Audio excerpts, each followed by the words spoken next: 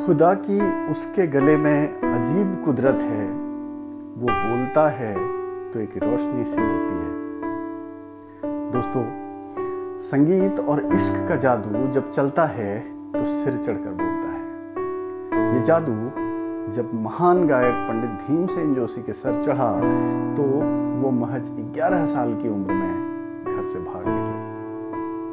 नमस्कार, आदाब, सत श्री अकाल और गुड इवनिंग। मैं हूं ललित और आप देख रहे हैं सिने सरगम। दोस्तों, अपने पिछले एपिसोड में हमने HMV के लोगो और निपर की कहानी सुनी, लेकिन इसी कहानी का एक हिंदुस्तानी वर्जन भी है जो किराना घराना के संस्थापक और जबरदस्त आवाज की धनी उस्ताद अब्दुल करीम खान से वाबस्ता है। कई लोगों का ऐसा मानना है कि हिज मास्टर्स वॉइस नामक लोगो में दिखने वाला कुत्ता खान साहब का कुत्ता टीपू है। बड़ौदा में रहने के दौरान खान साहब को टीपू के रूप में एक नया साथी मिला। हालांकि इस्लाम में कुत्ते को पालतू बनाने की इजाजत नहीं है, मगर जनाब, ये मोहब्बत है। ये रवायतों को खां मानती है। खान साहब को भी टीपू से इतनी मोहब्बत थी कि उन्होंने इस रवायत को दरकिनार कर दिया और टीपू को अपने पास रख लिया। दोनों के बीच इस मोहब्बत की एक बड़ी वजह थी टीपू और मौसीकी के बीच का बेहद दिलचस्प रिश्ता। टीपू खान साहब की गायकी का शायद सबसे बड़ा मुरीद था। खान साहब जैसे ही रियाज शुरू करते, टीपू दौड़ा चला आता, चुपचाप खान साहब के पास बैठता और तब तक नहीं हिलता जब तक खान साहब का गाना खत्म नहीं होता।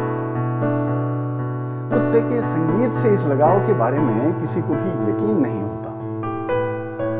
बात शायद यकीन करने वाली थी भी नहीं, मगर उस्ताद के जानने वाले कई लोगों ने अपनी आंखों से टीपू को उनका गाना इतनी शिद्दत से सुनते हुए देखा था। और धीरे धीरे कुत्ते के संगीत से लगाव की ये बात घर से गली, गली से मोहल्ले, मोहल्ले से शहर और फिर दूसरे शहरों में भी फैलने लगी। और पहुंचते पहुंचते एक दिन ग्रामोफोन कंपनी तक पहुंच गई। पहले तो बाकी सारे लोगों की तरह कंपनी के मालिकों को भी इस बात पर यकीन नहीं हुआ, मगर ये बात जब उन्होंने कई लोगों से सुनी तो एक दिन उन्होंने खान साहब को उनके कुत्ते के साथ अपने ऑफिस में बुला भेजा। ऑफिस में खान साहब की खासी आवभगत हुई। कुछ देर के बाद उनको और टीपू को दो अलग अलग कमरों में बिठा दिया गया और इसी दौरान एक तीसरे कमरे में ग्रामोफोन पर खान साहब का एक रिकॉर्ड चला गया। और जैसे ही ये आवाज टीपू के कानों तक पहुंची, वो भागता हुआ उस कमरे में पहुंच गया जहां रिकॉर्ड बज रहा था। मगर कमरे में खान साहब को नहीं देखकर वो खासा परेशान और उन्हें इधर उधर। थोड़ी ही देर में वो समझ गया कि खान साहब की आवाज ग्रामोफोन के अंदर से आ रही है। वो ग्रामोफोन के सामने बैठकर गौर से उसके अंदर देखने लगा।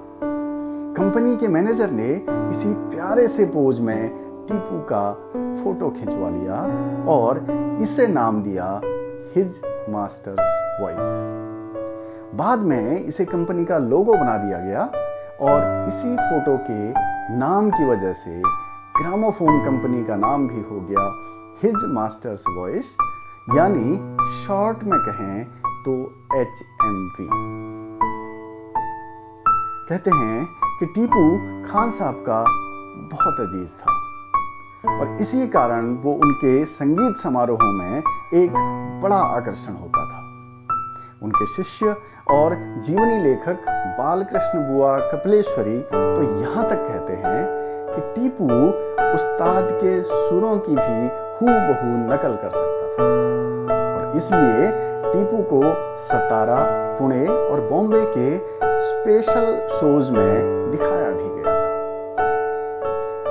ये सब बातें जानकर आपके मन में कुछ सवाल तो जरूर उठ रहे होंगे। मसलन, इस कहानी में कितनी सच्चाई है? दोनों कहानियों में से अधिक विश्वसनीय कहानी कौन सी है? ये सब बातें जानकर आपके मन में कुछ सवाल जरूर उठ रहे होंगे। मसलन, इस कहानी में सच्चाई कितनी है? इन दोनों कहानियों में से अधिक विश्वसनीय कहानी कौन सी है? वगैरह वगैरह। नीपर की कहानी से जुड़े बहुत से साक्ष्य मौजूद हैं, जबकि टीपू की कहानी में उनका अभाव है। इसलिए व्यक्तिगत रूप से नीपर की कहानी मुझे सच्चाई के ज्यादा करीब लगती है, पर टीपू की कहानी को हम पूरी तरह से खारिज भी नहीं करते। बहरहाल, टीपू की कहानी में सच्चाई चाहे जितनी भी हो, खां साहब के गायन का जादू 16 आने सच था। कहते हैं कि मिठास, विस्तार और शुद्धता का जैसा लाजवाब मेल खां साहब की आवाज में था, वैसा और किसी भी गायक को नसीब नहीं हुआ। वे रचना के मुखड़े और पहले अंतरे में ही ख्याल गायकी की सारी खूबियां पेश कर देते थे। अपना गाना पेश करते समय खां साहब तानपुरे में पंचम के स्थान पर निषाद स्वर लगाते थे। ख्याल गायकी के साथ वो ठुमरी, दादरा, भजन और मराठी नाट्य संगीत गायन में भी निपुण थे। 1925 में राग झिंझोटी में गाई गई उनकी ठुमरी पिया बिन नहीं आवत चैन बहुत लोकप्रिय हुई। ये वही ठुमरी है जिसने पंडित भीमसेन जोशी को ऐसा दीवाना किया कि वो खां साहब जैसा गाना सीखने के लिए घर से 9 तो 11 हो लिए।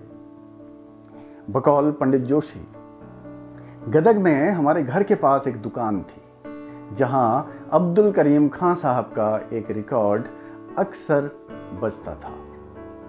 एक तरफ शुद्ध कल्याण की बंदिश थी, मंदर बाजो, और दूसरी तरफ राग झिंझोटी में ठुमरी थी, पिया बिन नहीं आवत चैन। मैं आते जाते वहां खड़ा हो जाता और मंत्रमुग्ध सा उस आवाज को सुनता रहता। बस मैंने तय किया कि ऐसा ही गाना सीखना है और फिर घर से निकल गया। खां साहब की गायकी तो सतरंगी थी ही, उनकी जिंदगी के पन्ने भी उतने ही रंगीन हैं, इतने रंगीन कि इतने रंग एक एपिसोड में समेट पाना मुश्किल है। इसलिए खां साहब की जिंदगी के रंगीन सफर पर हम अगले एपिसोड में निकलेंगे। तो कैसी लगी ये कहानी?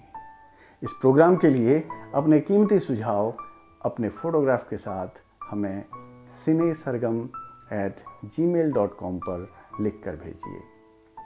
आपके सुझावों में से कुछ चुने हुए सुझाव प्रोग्राम में शामिल किए जाएंगे। अगले एपिसोड में ठीक 9 बजे आपका इंतजार रहेगा। तब तक हंसते मुस्कुराते रहिए, अपना और अपनों का ख्याल रखिए, मास्क पहनिए और सलामत रहिए। और हाँ, अगर आपने वैक्सीन नहीं लगवाई है तो तुरंत वैक्सीन लगवाइए। साथ ही इस एपिसोड को लाइक और चैनल को सब्सक्राइब कीजिए और बेल आइकन दबाना मत भूलिए। अगर आपको सिने सरगम अच्छा लगता है तो अपने दोस्तों को भी सिने सरगम के बारे में जरूर बताइए।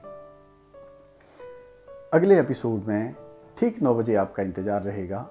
तब तक के लिए शुभ रात्रि, गुड नाइट, शब व खैर।